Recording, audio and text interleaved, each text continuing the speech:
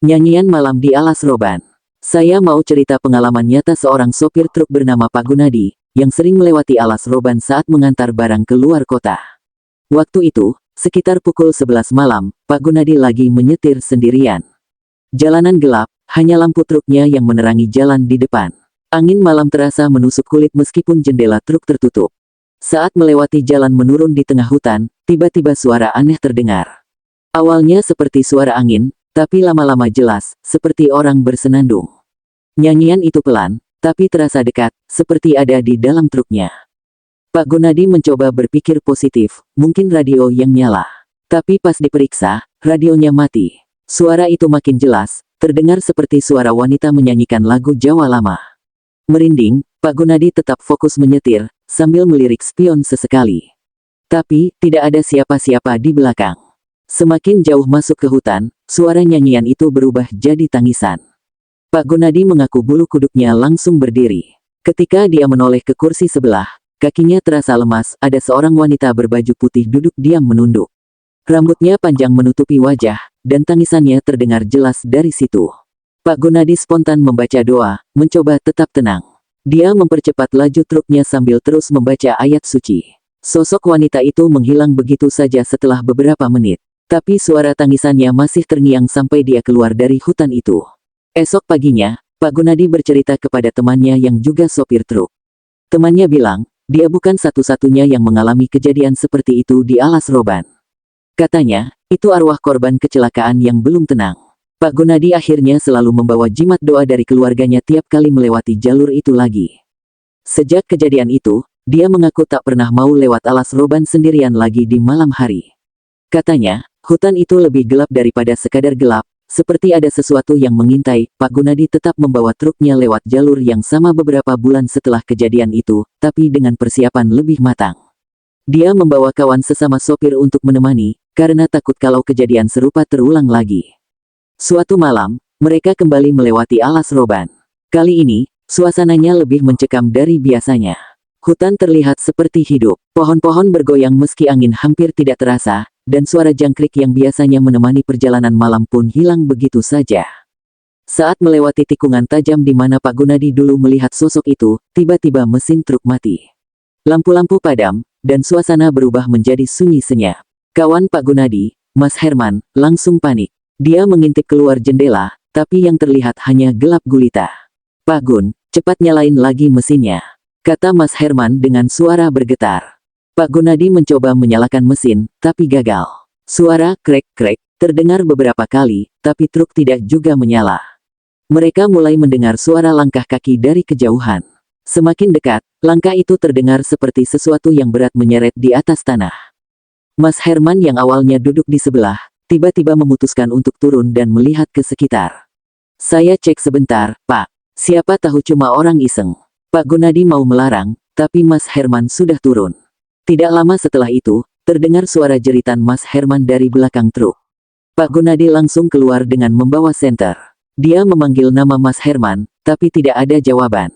Ketika dia menyenter ke arah belakang truk, sosok Mas Herman terlihat berdiri kaku dengan mata terbuka lebar, wajahnya pucat pasi. "Mas Herman, kenapa?" Pak Gunadi menghampiri, tapi tiba-tiba sosok wanita berpakaian putih yang pernah dilihatnya dulu muncul dari balik tubuh Mas Herman. Wajahnya pucat, mata merah, dan senyumnya menyeringai lebar. Tangan wanita itu meraih bahu Mas Herman, seolah menahannya untuk tidak bergerak. Pak Gunadi spontan mundur, kakinya hampir terantuk batu di jalan. Dengan tergagap, dia mulai membaca doa seperti yang diajarkan keluarganya. Semakin kencang dia membaca, semakin wajah wanita itu berubah menyeramkan. Rambutnya yang panjang mulai bergerak seperti ular-ular kecil, dan tangisannya menggema di seluruh hutan. Tiba-tiba, klakson truk berbunyi sendiri, membuat suasana hening sejenak. Sosok wanita itu menjerit keras, lalu menghilang dalam sekejap. Mas Herman jatuh ke tanah, tubuhnya gemetar hebat. Pak Gunadi segera membantunya naik kembali ke truk. Setelah beberapa kali mencoba, mesin truk akhirnya menyala, seperti tidak ada masalah sama sekali. Tanpa pikir panjang, mereka melanjutkan perjalanan, tidak peduli seberapa cepat lajunya. Sesampainya di tujuan, Mas Herman bercerita dengan suara bergetar. Dia mengaku melihat bayangan hitam besar berdiri di balik pohon sebelum jeritan itu terjadi. Dan saat dia berbalik, wanita berbaju putih itu sudah ada di depannya, menatapnya tajam dengan senyum menyeramkan. Sejak malam itu, baik Pak Gunadi maupun Mas Herman bersumpah untuk tidak pernah lagi melewati alas roban di malam hari. Hutan itu bukan cuma hutan, tapi pintu ke dunia lain, kata Pak Gunadi dengan wajah serius kepada para sopir lain. Hingga kini, cerita itu masih sering diceritakan ulang oleh sopir-sopir yang melintasi jalur maut itu. Mereka percaya, siapapun yang bernyanyi di dalam truk di malam hari bisa memancing kehadiran penghuni gaib alas roban. Setelah kejadian malam itu, Pak Gunadi dan Mas Herman memilih untuk tidak lagi mengambil rute alas roban jika tidak benar-benar mendesak. Mereka mencoba melupakan pengalaman mengerikan itu, tetapi kenangan tersebut terus menghantui pikiran mereka. Mas Herman bahkan sempat mengalami demam tinggi selama seminggu setelah kejadian itu, dan ia selalu merasa ada yang memperhatikannya ketika sendirian. Suatu hari, seorang sopir veteran bernama Pak Mulyo mendengar cerita mereka dan datang menemui Pak Gunadi. Pak Mulyo dikenal sebagai orang yang memahami seluk-beluk dunia gaib, terutama di jalur-jalur angker yang sering dilewati sopir truk. "Gun, kau masih sering mimpi buruk tentang hutan itu, kan?" tanya Pak Mulyo dengan nada serius. Pak Gunadi terkejut. Memang benar, ia sering bermimpi berada di tengah hutan, mendengar tangisan dan melihat sosok wanita berbaju putih.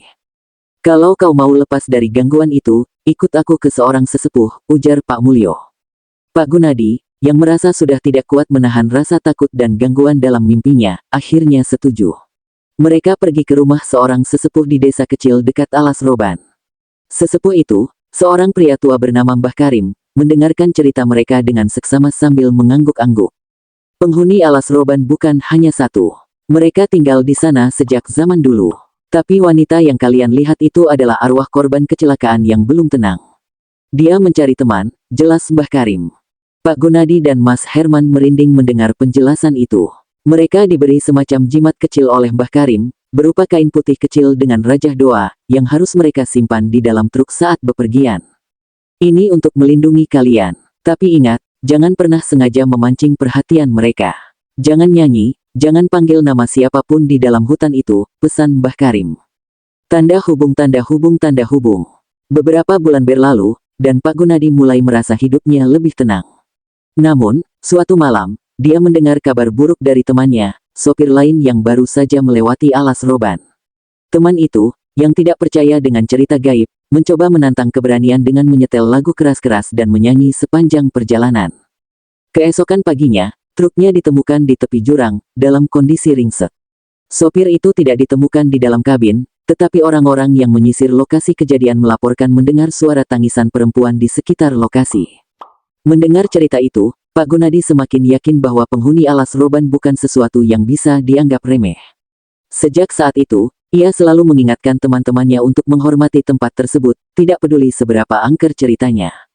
"Bukan cuma karena takut, tapi karena kita tidak tahu apa yang sebenarnya ada di sana," kata Pak Gunadi kepada anaknya suatu hari. Meski sudah puluhan tahun berlalu, kisah-kisah tentang nyanyian malam di alas roban tetap hidup di kalangan sopir. Banyak yang menghindari jalur itu, terutama di malam hari. Namun, bagi mereka yang terpaksa melewatinya, mereka membawa doa dan keyakinan bahwa tidak semua jalan hanya milik manusia.